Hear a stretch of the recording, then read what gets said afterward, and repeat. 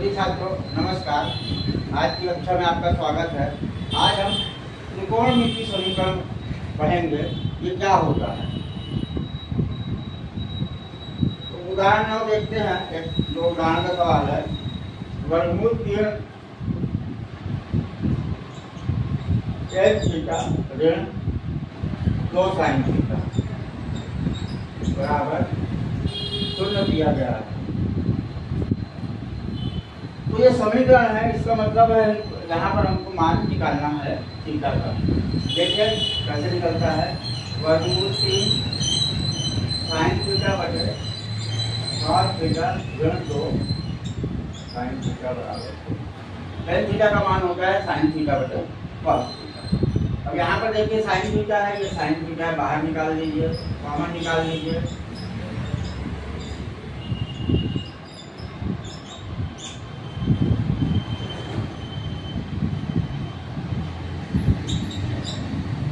Sine theta बराबर और ये 2 3 लघुत्तम लेंगे, ये cos थीटा हो जाएगा और जो 2 cos थीटा बराबर cos थीटा का यदि हम सीधा गुणा करते हैं तो हमको मिलता है साइन थीटा कोष्टक में वर्गमूल 3 जो 2 cos थीटा बराबर। यहाँ पर देखिए दो मान है जिनके बीच में गुणा का निशान है। एक मान हो जाएगा साइन थीटा बराबर 0, दूसरा मान हो जाएगा वर्गमूल 3 ऋण 2 cos थीटा बराबर।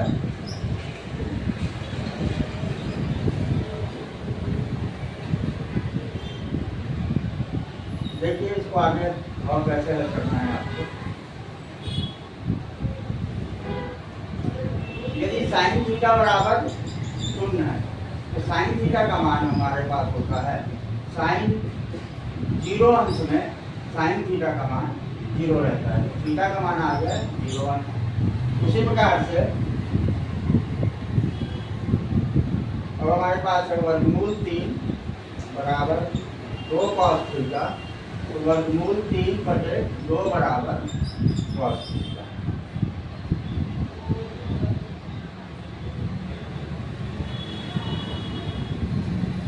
अब यहाँ पर हम देखते हैं वर्गमूल 3 बटे 2 साइन cos 30 में अंश में वर्गमूल 3 बटे 2 होता है। यह आ गया थीटा का मान यहाँ पर 30 और यहाँ पर आ गया थीटा का मान 0।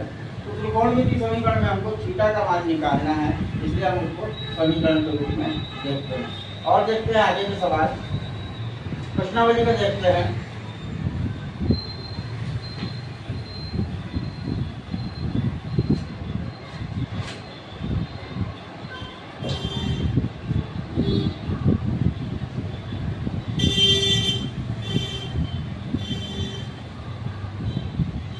प्रश्नावली का सवाल है जैसे पहला, तो cos वर्ग थीटा वर्गमूल 3 cos थीटा बराबर। ये 2 या 3 नंबर के प्रश्न पूछे जाते हैं। सूत्र आपको याद है, तो त्रिकोणमिति के मान मालूम है, थीटा के मान, तो ये आसानी से बन सकते हैं। देखिए इसमें यहाँ पर एक cos वर्ग थीटा है 2 बार और यहाँ पर cos थीटा है 1 बार।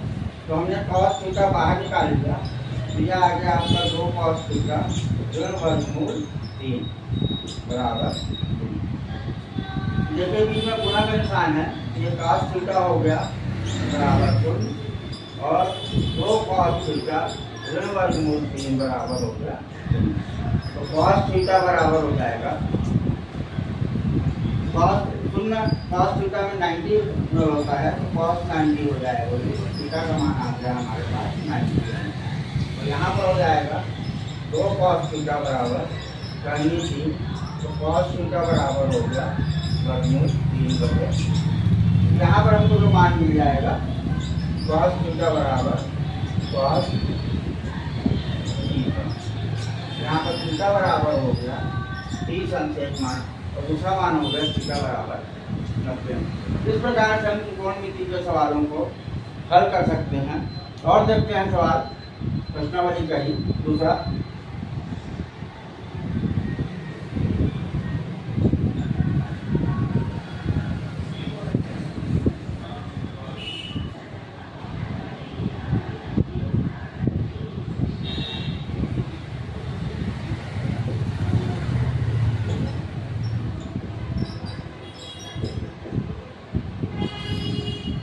साइन वर्ग थीटा ऋण कॉस थीटा बराबर 1।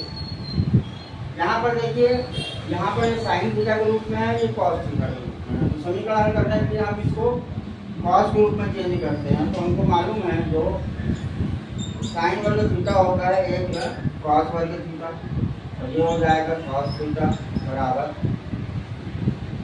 1। गुणा कर दीजिए,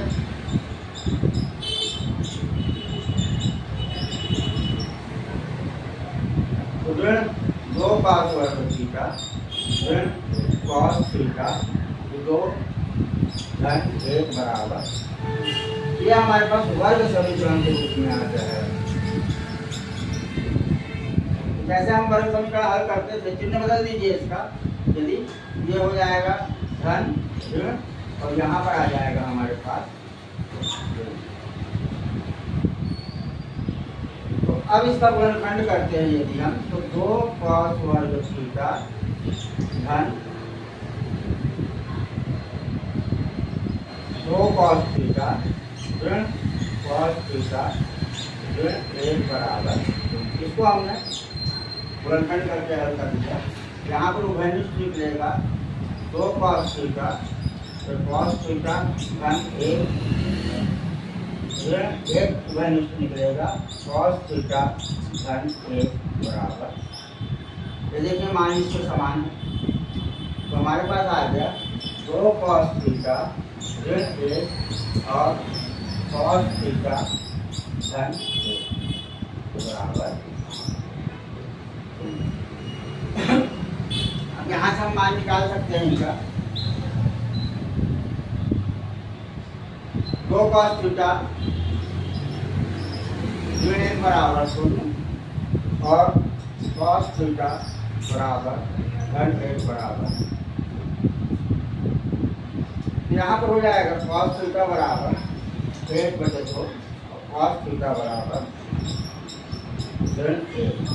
यहाँ पर ऋणात्मक मान मिला है इसलिए हम इसको छोड़ दे रहे हैं, क्योंकि हमको जो मान मालूम है 0 से लेकर 90 तक के डिग्री के ही मालूम है, इसलिए हम केवल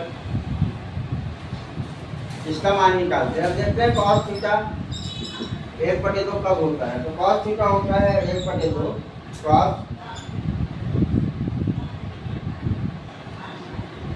60 अंश।